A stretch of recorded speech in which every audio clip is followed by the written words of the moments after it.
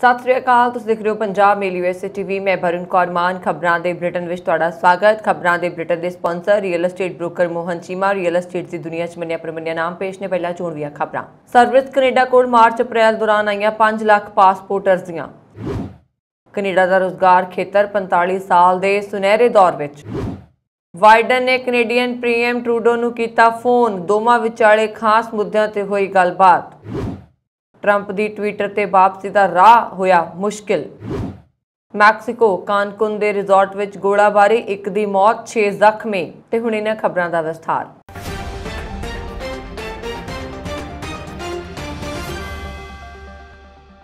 Canada विच चल रहे passport संकट दरमियान फैडरल सरकार ने दस्सिया है कि मार्च और अप्रैल दौरान 5 लाख लोगों ने अर्जियां दायर कीतियां। पासपोर्ट सेवावां मुहैया करवाउण वाले रोजगार और समाजिक विकास विभाग ने कहा कि वधदी मंग नाल नजिठण लई 500 नवे मुलाजमां की भर्ती की गई है। पासपोर्ट की मंग इन्नी ज़्यादा वधण पिछे कारण ये दस्सिया जा रहा है कि कई लोग महामारी शुरू होने मगरों एक बार भी विदेश नहीं गए, पर हुण वो सैर सपाटा करना चाहते ने। कनेडा विच अप्रैल महीने दौरान भावें 15,300 नवीं नौकरियां ही पैदा हुई ने, पर बेरोजगारी दर रिकॉर्ड हेठले पद्धर ते पहुंच गई। मार्च विच बेरोजगारी दर 5.3% दर्ज की गई, जो अप्रैल विच घट के 5.2% हो गई। पर 25 साल तो 54 साल उम्र वर्ग के लोगों विच केवल 4.3% बेरोजगारी दर सामने आई है। आर्थिक माहिरां का कहना है कि कनेडा का रोजगार खेतर पिछले 45 साल के सब तो सुनहरे दौर विचों लंघ रहा है। बैंक ऑफ मॉन्ट्रियल के चीफ इकनॉमिस्ट डगलस पोर्टर ने कहा है कि रोजगार के मौकों विच वाधा 2020 तो पहला वाले हालात वाल वापसी के संकेत दे रहा है। यूएस के राष्ट्रपति जो बाइडन और कनेडियन प्रधानमंत्री जस्टिन ट्रूडो ने शुक्रवार को फोन कॉल विच यूक्रेन को सुरक्षा मदद प्रदान करने दी कोशिशों पर चर्चा की। दस दे कि व्हाइट हाउस ने एक बयान में इस संबंधी जानकारी दी है। दोहां नेतावां ने यूक्रेन के हमले लिए रूस को जवाब दे ठहराने की अपनी वचनबद्धता ते जोर दिता। बयान मुताबक बाइडन ते ट्रूडो ने जून विच लॉस एंजलस विच अमेरिकी सम्मेलन च अपनी आने वाली भागीदारी की चर्चा की। राष्ट्रपति जो बाइडन ने शुक्रवार को वाधू तोपखाने, रडार और होर साजो समान के रूप में यूक्रेन को वाधू सुरक्षा मदद देने का ऐलान किया। व्हाइट हाउस के एक अधिकारी ने कहा कि नवीनतम पैकेज $150 मिलियन के साजो समान ਲਈ है, जिस विच 25,155 मिलीमीटर तोपखाने, काउंटर आर्टिलरी, रडार आदि उपकरण शामिल ने।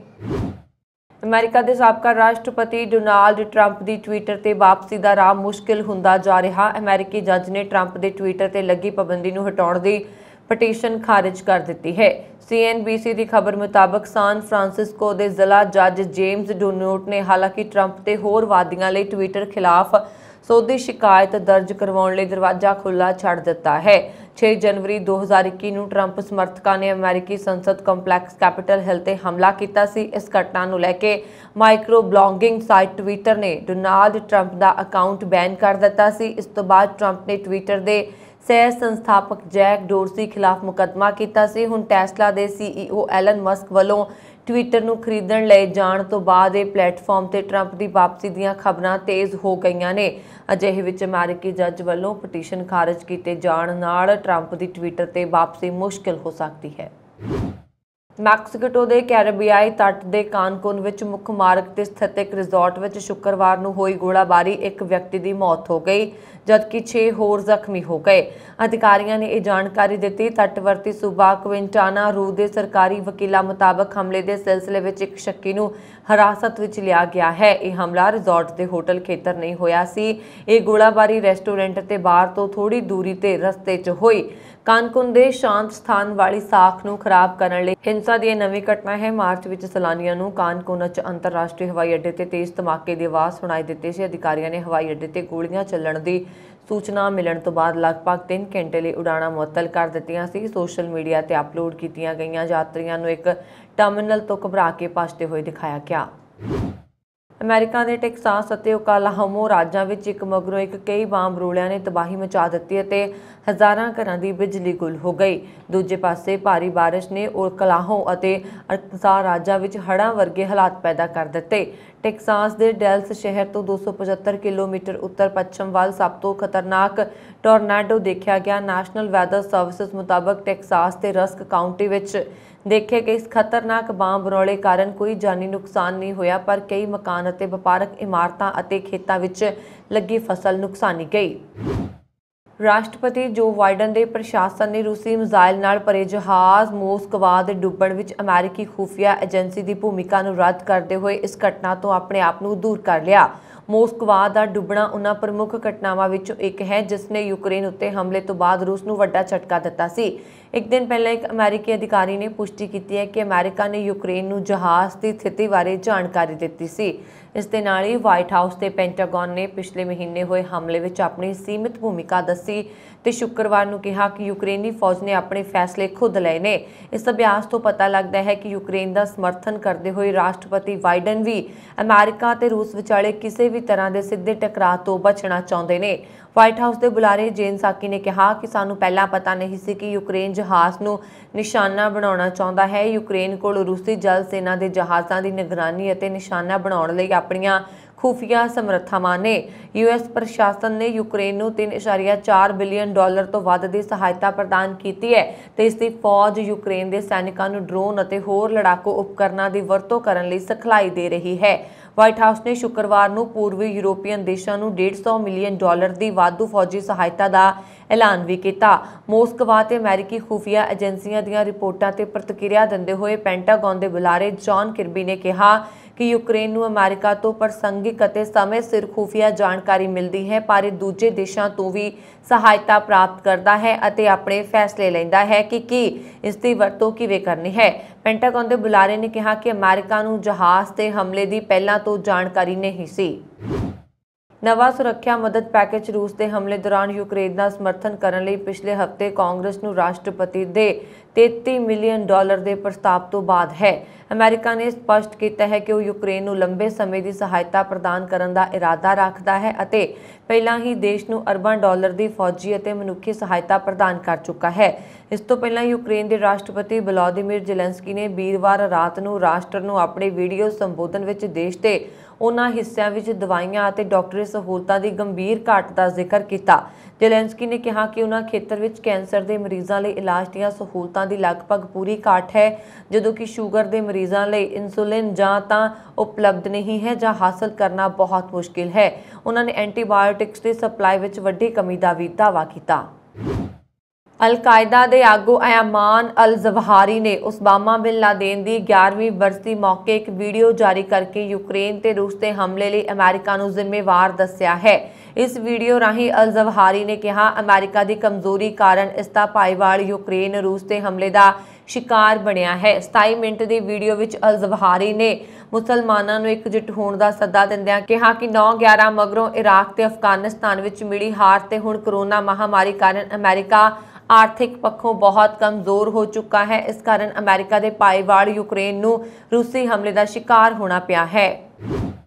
ਮਿਸੀਸਿਪੀ ਦਰਿਆ ਵਿੱਚ ਡੁੱਬੇ 3 ਬੱਚਿਆਂ ਵਿੱਚੋਂ 2 ਦੀਆਂ ਲਾਸ਼ਾਂ ਬਰਾਮਦ ਕਰ ਲਈਆਂ ਗਈਆਂ ਨੇ, ਜਦਕਿ ਤੀਸਰੇ ਬੱਚੇ ਦੀ ਭਾਲ ਜਾਰੀ ਹੈ। ਨਿਊ ਓਰਲੀਨਜ਼ ਦੇ ਮੇਅਰ ਨੇ ਇਹ ਜਾਣਕਾਰੀ ਦਿੱਤੀ ਹੈ। ਮੇਅਰ ਲਟੋਇਆ ਕੈਂਟਰੇਲ ਨੇ ਇੱਕ ਬਿਆਨ ਵਿੱਚ ਕਿਹਾ ਕਿ ਲੰਘੀ ਰਾਤ 14 ਸਾਲਾ ਬੈਰੈਂਡੀ ਵਿਲਸਨ ਨਾਮੀ ਲੜਕੀ ਦੀ ਲਾਸ਼ ਦਰਿਆ ਵਿੱਚੋਂ ਲੱਭ ਗਈ ਹੈ। ਪਿਛਲੇ ਮਹੀਨੇ ਦੇ ਅੰਤ ਵਿੱਚ ਨਿਊ ਓਰਲੀਨਜ਼ ਵਿੱਚ ਕ੍ਰੈਸੈਂਟ ਸ਼ਹਿਰ ਨਾਲ ਜੁੜਦੇ ਪੁਲ ਨੇੜੇ ਵਿਲਸਨ ਤੋਂ ਇਲਾਵਾ 15 ਸਾਲਾ ਕੈਵਿਨ ਪੂਲ ਜੂਨੀਅਰ ਤੇ 8 ਸਾਲਾ ਇੱਕ ਹੋਰ ਬੱਚੇ ਨੂੰ ਵੇਖਿਆ ਗਿਆ ਸੀ।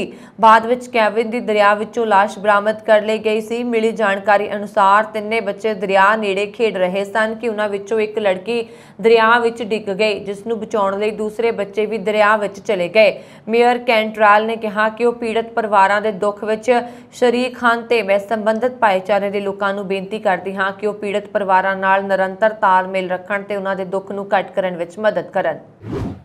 ਅਮਰੀਕਾ ਦੇ ਨਿਊ ਮੈਕਸੀਕੋ ਦੇ ਜੰਗਲਾਂ ਵਿੱਚ ਲੱਗੀ ਅੱਗ ਕਾਰਨ ਲੋਕਾਂ ਦਾ ਜਿਉਣਾ ਮੁਸ਼ਕਿਲ ਹੁੰਦਾ ਜਾ ਰਿਹਾ ਹੈ। ਅੱਗ ਲੱਗਣ ਕਾਰਨ ਜਿੱਥੇ ਅਸਮਾਨ ਵਿੱਚ ਜ਼ਹਿਰੀਲੇ ਧੂਏ ਦੀ ਪਰਤ ਜੰਮ ਗਈ ਹੈ, ਉੱਥੇ ਹੀ ਲੋਕਾਂ ਨੂੰ ਸਾਹ ਲੈਣ ਵਿੱਚ ਮੁਸ਼ਕਲ ਦਾ ਸਾਹਮਣਾ ਕਰਨਾ ਪੈ ਰਿਹਾ ਹੈ। ਇਸ ਦੇ ਨਾਲ ਹੀ ਅੱਗ ਕਾਰਨ ਤਾਪਮਾਨ ਵੀ ਵਧ ਰਿਹਾ ਹੈ। ਤੇਜ਼ ਹਵਾ ਕਾਰਨ ਫਾਇਰ ਫਾਈਟਰਸ ਲਈ ਅੱਗ ਤੇ ਕਾਬੂ ਪਾਉਣਾ ਮੁਸ਼ਕਿਲ ਹੋ ਰਿਹਾ ਹੈ। ਅੱਗ ਤੇ ਕਾਬੂ ਪਾਉਣ ਲਈ ਫਾਇਰ ਫਾਈਟਰਸ ਵੀ ਹੈਲੀਕਾਪਟਰਾਂ ਨਾਲ ਜੰਗਲ ਦੀ ਅੱਗ ਤੇ ਪਾਣੀ ਪਾ ਕੇ ਬੁਝਾਉਣ ਦੀ ਕੋਸ਼ਿਸ਼ ਕਰ ਰਹੇ ਨੇ, ਪਰ ਤੇਜ਼ ਹਵਾ ਨੇ ਉਸ ਦੇ ਯਤਨਾਂ ਨੂੰ ਫਿਲਹਾਲ ਰੋਕ ਦਿੱਤਾ ਹੈ। ਫਾਇਰ ਫਾਈਟਰਸ ਦੀ ਪੂਰੀ ਫੌਜ ਇਸ ਸ਼ਹਿਰ ਵਿੱਚ ਦਿਨ ਰਾਤ ਦਿਖਾਈ ਦਿੰਦੀ ਹੈ। ਅੱਗ ਬੁਝਾਊ ਅਮਲੇ ਨੇ ਸ਼ਨੀਚਰਵਾਰ ਨੂੰ ਵੀ ਅੱਗ ਤੇ ਕਾਬੂ ਪਾਉਣ ਦੀ ਪੂਰੀ ਕੋਸ਼ਿਸ਼ ਕੀਤੀ, ਪਰ ਜੰਗਲ ਦੀ ਅੱਗ ਨੇ ਭਿਆਨਕ ਰੂਪ ਧਾਰਨ ਕਰ ਲਿਆ। ਫਿਲਹਾਲ ਸਥਿਤੀ ਨੂੰ ਆਮ ਵਾਂਗ ਕਰਨ ਦੀਆਂ ਕੋਸ਼ਿਸ਼ਾਂ ਅਸਫਲ ਸਾਬਤ ਹੋਈਆਂ ਨੇ। ਇਸ ਦੌਰਾਨ ਨਿਊ ਮੈਕਸੀਕੋ ਵਿੱਚ ਕੁਝ ਥਾਵਾਂ ਤੇ ਦੁਕਾਨਾਂ ਅਤੇ ਰੈਸਟੋਰੈਂਟ ਮੁੜ ਖੁੱਲ੍ਹ ਗਏ ਨੇ। ਹਾਲਾਂਕਿ ਲੋਕ ਇਸ ਗੱਲ ਨੂੰ ਲੈ ਕੇ ਚਿੰਤਤ ਨੇ ਕਿ ਅੱਗ ਦਾ ਕੀ ਹੋਏਗਾ, ਅੱਗੇ ਕੀ ਹੋਏਗਾ। संयुक्त राष्ट्र सुरक्षा परिषद ने रूस वालों यूक्रेन ते अपनी जंग के 2 महीने पूरे होने तो बाद पहली बार बयान जारी किया। इस बयान में संयुक्त राष्ट्र मुखी ने इस विवाद का शांतिपूर्ण हल कढ़ने लई अपना पूरा समर्थन देने की गल कही है। बयान में यह भी कहा गया है कि सुरक्षा परिषद यूक्रेन की शांति और सुरक्षा को लैके डूंगी चिंता में है। दस दिए कि रूस ने 24 फरवरी को पहली बार यूक्रेन पर हमला किया। इस मीटिंग में भारत के नुमाइंदे ने जंग को तुरंत रोकने की मंग भी की। भारत ने भी बुकाव में हुए भयानक कतलेआम की सख्त आलोचना करदे इसनूं गलत दस्सिया। जिक्रयोग है कि यूएनएससी की कुर्सी इस समय अमेरिका कोल है। इस मीटिंग में संयुक्त राष्ट्र मुखी ने अपने कीव ते मास्को दौरे बारे मैंबरां नूं जानकारी दी है। उन्होंने कहा कि इस दौरे ते उन्होंने मास्को विच भी उही कहा जो उन्होंने कीव विच कहा सी। गुटरेस मुताबक मास्को की अपनी यात्रा दौरान उन्होंने राष्ट्रपति पुतिन नूं कहा कि यूक्रेन ते उन्हां दा हमला संयुक्त राष्ट्र चार्टर की स्पष्ट उलंघना है। यूक्रेन के शहर मारियोपोल में रूसी और यूक्रेनी सैनिकों विचकार भयानक लड़ाई हले भी जारी है। इस दौरान यूक्रेन ने उत्थे 500 नागरिकों को सुरक्षित बाहर कढ़ लिया। राष्ट्रपति दफ्तर के मुखी आंद्रे यरमाक ने यह जानकारी दी है। उन्होंने कहा कि वह निष्कासी प्रोग्राम का दूजा पड़ाव चला रहा है। इस पड़ाव में मारियोपोल और वोस्टल तो यूक्रेनी नागरिकों को कढ़ण का काम किया जा रहा है। उन्होंने कहा कि असीं हुण तक कॉम्पलैक्स विच मौजूद करीब 500 नागरिकों को बाहर कढ़ लिया है। इसके लिए उन्होंने संयुक्त राष्ट्र का भी धन्यवाद किया है जिसने इसनूं आसान बनाया है। दस दिए कि यूक्रेन के राष्ट्रपति ज़ेलेंस्की और संयुक्त राष्ट्र के मुखी एंटोनियो गुटरेस विचकार गलबात मारियोपोल विच फसे नागरिकों को सुरक्षित कढ़ने लई केंद्रित सी। इस गलबात दौरान संयुक्त राष्ट्र मुखी ने भी यूक्रेन की स्थिति ते चिंता प्रगट की है ते रूस नूं जंग रोकण की अपील की है। अपने विशेष दौरे विच गुटरेस मास्को भी गए ते उत्थे उन्होंने रूसी विदेश मंत्री सरगेई लावरोव नाल भी गलबात की। इस दौरान उन्होंने मारियोपोल च यूक्रेन के नागरिकों की सुरक्षा वापसी का मुद्दा उठाया। उन्होंने मांग की है कि उत्थे फसे सारे नागरिकों को सुरक्षित गलियारा दिता जाए तां जो वो बाहर आ सकण। पूर्वी लंडन में हिंसक लुੱਟਮਾਰ के दोषी पाए गए भारतीय मूल के एक व्यक्ति ते उसके 2 साथियों को 20 साल की कैद की सज़ा सुनाई गई है। अजयपाल सिंह को पिछले साल नवंबर में लुੱਟਮਾਰ का दोषी ठहराया गया सी ते एक होर दोष में उसने अपना अपराध भी मान लिया सी। सनरेस ब्रुक क्राउन अदालत ने उसनूं शुक्रवार को 20 साल कैद की सज़ा सुनाई। लुੱਟਮਾਰ की घटना 1 मई 2020 को पूर्वी लंडन के अपमिंस्टर खेतर स्थित एक घर में हुई सी। इस दौरान लुटेरिया ने 11 साल एक लड़के को गोली मार के गंभीर जख्मी कर दिता सी ते उसके पिता ते चाकू नाल वार किया सी। लुटेरे 20,000 पाउंड कीमत के गहने ते घड़ियां लैके दौड़ गए सन। कैनेडा ने अफगानिस्तान में जनतक थावां ते औरतां नूं शरीर नूं पूरी तरह ढकण वाला बुरका पहनण लई मजबूर करन ते तालिबान के ताज़ा फैसले की निंदा की है। ग्लोबल ने कहा कि कनेडा तालिबान द्वारा अफगान औरतों ते वधदियां पाबंदियां नूं लैके डूंगा चिंतित है, जिस विच हुण जनतक तौर ते शरीर नूं ढकण वाला बुरका पहनण दे हुक्म भी शामिल ने। स्पुतनिक के मुताबक ग्लोबल अफेयर्स कनेडा ने कहा कि अफगानिस्तान में औरतों ते कुड़ियां लई मनुखी अधिकारां दे लाभां नूं सुरक्षित रखा जाना चाहिए है। टोल न्यूज़ मुताबक तालिबान ने शनिवार को एक फरमान जारी करके अफगान औरतों को जनतक थावां ते बुरका पहनण का हुक्म दिता। नाल ही कहा कि जेकर इसकी उलंघना की जाती है तो परिवार के किसी मर्द मैंबर को 3 दिन की कैद होएगी। हुक्मां अनुसार जे कोई औरत हिजाब नहीं पहनती तो सब तो पहला उसके सरप्रस्त पिता भरा या पति को चेतावनी दी जाएगी। जेकर वो दोबारा दोषी पाई जाती है तो उसके सरप्रस्त को समन किया जाएगा तो बाद में जेकर दोहराया जाता है तो सरप्रस्त को 3 दिनों लिए कैद किया जाएगा। इस तो इलावा जेकर औरत दोबारा दोषी पाई जाती है तो उसके सरप्रस्त को अगली सज़ा लिए अदालत में भेजा जाएगा। इस सब तो इलावा जेकर जनतक कर्मचारी औरतां हिजाब नहीं पाउंदियां हन तां उन्हां नूं नौकरी तो कढ़ दिता जाएगा। सरकारी दफ्तरां विच मर्द मुलाजमां नूं नौकरी तो मुअत्तल कर दिता जाएगा जेकर उन्हां दे ਦੇ ਪਰਿਵਾਰ ਦੀਆਂ ਔਰਤਾਂ ਹਿਜਾਬ ਨਹੀਂ ਪਹਿਨਦੀਆਂ। ਜ਼ਿਕਰਯੋਗ ਹੈ ਕਿ ਤਾਲਿਬਾਨ ਨੇ 1990 ਦੇ ਦਹਾਕੇ ਵਿੱਚ ਆਪਣੇ ਸ਼ਾਸਨ ਦੌਰਾਨ ਔਰਤਾਂ ਲਈ ਬੁਰਕਾ ਪਹਿਨਣਾ ਲਾਜ਼ਮੀ ਕਰ ਦਿੱਤਾ ਸੀ। ਕਾਬੁਲ ਵਿੱਚ ਔਰਤਾਂ ਪਹਿਲਾਂ ਹੀ ਸਿਰ ਦੇ ਸਕਾਰਫ ਨਾਲ ਆਪਣੇ ਵਾਲਾਂ ਨੂੰ ਢੱਕਦੀਆਂ ਨੇ, ਹਾਲਾਂਕਿ ਕੁਝ ਮਾਮੂਲੀ ਪੱਛਮੀ ਕੱਪੜੇ ਪਹਿਨਦੀਆਂ ਨੇ। ਹੁਣ ਤਾਲਿਬਾਨ ਦੇ ਇਸ ਨਵੇਂ ਫਰਮਾਨ ਨਾਲ ਅਫਗਾਨਿਸਤਾਨ ਵਿੱਚ ਹਰ ਔਰਤ ਨੂੰ ਬੁਰਕਾ ਪਹਿਨਣ ਲਈ ਮਜਬੂਰ ਕੀਤਾ ਜਾ ਰਿਹਾ ਹੈ। ਪਿਛਲੇ ਸਾਲ ਦਸੰਬਰ ਵਿੱਚ ਤਾਲਿਬਾਨ ਨੇ ਇੱਕ ਹੋਰ ਦਮਨਕਾਰੀ ਨਿਰਦੇਸ਼ ਜਾਰੀ ਕੀਤਾ ਸੀ ਕਿ ਸੜਕ ਦੁਆਰਾ ਲੰਬੀ ਦੂਰੀ ਦੀ ਯਾਤਰਾ ਕਰਨ ਦੀ ਇੱਛਾ ਰੱਖਣ ਵਾਲੀਆਂ ਅਫਗਾਨ ਔਰਤਾਂ ਨੂੰ ਸਿਰਫ ਤਾਂ ਹੀ ਟਰਾਂਸਪੋਰਟ ਦੀ ਪੇਸ਼ਕਸ਼ ਕੀਤੀ ਜਾਣੀ ਚਾਹੀਦੀ ਹੈ ਜੇਕਰ ਇੱਕ ਪੁਰਸ਼ ਰਿਸ਼ਤੇਦਾਰ ਉਸ ਦੇ ਨਾਲ ਹੋਵੇ। ਭਾਰਤ ਦੇ ਗੁਹਾਟੀ ਹਾਈ ਕੋਰਟ ਨੇ ਕਿਹਾ ਹੈ ਕਿ ਜੇ ਕਿਸੇ ਵਿਅਕਤੀ ਨੂੰ ਅਸਾਮ ਦੇ ਫੋਰਨਰਸ ਟ੍ਰਿਬਿਊਨਲ ਨੇ ਇੱਕ ਵਾਰ ਭਾਰਤੀ ਨਾਗਰਿਕ ਐਲਾਨਿਆ ਹੈ ਤਾਂ ਉਸ ਨੂੰ ਟ੍ਰਿਬਿਊਨਲ ਵਿੱਚ ਦੂਜੀ ਵਾਰ ਪੇਸ਼ ਨਹੀਂ ਕੀਤਾ ਜਾ ਸਕਦਾ ਤੇ ਵਿਦੇਸ਼ੀ ਹੋਣ ਦੀ ਮੁਹਰ ਨਹੀਂ ਲਾ ਜਾ ਸਕਦੀ। ਅਦਾਲਤ ਦੇ ਇੱਕ ਬੈਂਚ ਨੇ ਇਹ ਹੁਕਮ ਕਈ ਪਟੀਸ਼ਨਰ ਤੇ ਪਾਸ ਕੀਤਾ। ਉਹਨਾਂ ਨੇ ਕਿਹਾ ਕਿ ਇੱਕ ਵਾਰ ਮਾਮਲੇ ਤੇ ਜਦ ਫੈਸਲਾ ਹੋ ਗਿਆ ਤਾਂ ਉਸ ਨੂੰ ਦੁਬਾਰਾ ਨਹੀਂ ਖੋਲ੍ਹਿਆ ਜਾ ਸਕਦਾ। ਇਸ ਦੇ ਨਾਲ ਹੀ ਬੈਂਚ ਨੇ ਹਸੀਨਾ ਭਾਨ ਨੂੰ ਤੇਜ਼ਪੁਰ ਜੇਲ੍ਹ ਚੋਂ ਰਿਹਾ ਕਰਨ ਦਾ ਹੁਕਮ ਦਿੱਤਾ। ਉਸ ਨੂੰ 2016 ਵਿੱਚ ਪਹਿਲਾਂ ਭਾਰਤੀ ਤੇ ਮੁੜ 2021 ਵਿੱਚ ਉਸੇ ਟ੍ਰਿਬਿਊਨਲ ਦੁਆਰਾ ਵਿਦੇਸ਼ੀ ਕਰਾਰ ਦਿੱਤਾ ਗਿਆ ਸੀ। ਪਟੀਸ਼ਨਕਰਤਾ ਸੁਪਰੀਮ ਕੋਰਟ ਦੇ ਉਸ ਫੈਸਲੇ ਦਾ ਹਵਾਲਾ ਦੇ ਕੇ ਅਦਾਲਤ ਗਏ ਸੀ ਜੋ ਕਿ ਅਬਦੁਲ ਕੁਦਾਸ ਨਾਂ ਦੇ ਵਿਅਕਤੀ ਨਾਲ ਜੁੜਿਆ ਹੋਇਆ ਸੀ। ਅਦਾਲਤ ਨੇ ਹੁਕਮ ਦਿੱਤਾ ਕਿ ਟ੍ਰਿਬਿਊਨਲ ਨੂੰ ਅਜਿਹੇ ਕੇਸਾਂ ਵਿੱਚ ਪਹਿਲਾਂ ਇਹ ਦੇਖਣਾ ਪਏਗਾ ਕਿ ਕੀ ਵਿਅਕਤੀ ਨੂੰ ਪਹਿਲਾਂ ਭਾਰਤੀ ਤਾਂ ਨਹੀਂ ਗਰਦਾਨਿਆ ਗਿਆ, ਉਸ ਆਧਾਰ ਉੱਤੇ ਅੱਗੇ ਵਧਣਾ ਹੋਏਗਾ। ਜਿਸ ਨੂੰ ਪਹਿਲਾਂ ਭਾਰਤੀ ਦੱਸਿਆ ਗਿਆ ਹੈ ਤਾਂ ਕੇਸ ਦੇ ਹੋਰ ਪੱਖਾਂ ਨੂੰ ਮੁੜ ਘੋਖਣ ਦੀ ਲੋੜ ਨਹੀਂ ਹੈ। ਇਹ ਹੁਕਮ ਗੁਹਾਟੀ ਹਾਈ ਕੋਰਟ ਵੱਲੋਂ ਦਸੰਬਰ 2021 ਵਿੱਚ ਪਾਸ ਕੀਤੇ ਗਏ ਇੱਕ ਹੁਕਮ ਦੀ ਤਸਦੀਕ ਕਰਦਾ ਹੈ। ਇਹ ਸਨ ਹੁਣ ਤੱਕ ਦੀਆਂ ਖਬਰਾਂ। ਮੈਨੂੰ ਵਰੁਣ ਕੌਰ ਮਾਨ ਨੂੰ ਦਿਓ ਆਗਿਆ। ਪੰਜਾਬ ਮੇਲ USA TV ਦੇਖਦੇ ਰਹੋ ਜੀ। ਸਤਿ ਸ੍ਰੀ ਅਕਾਲ।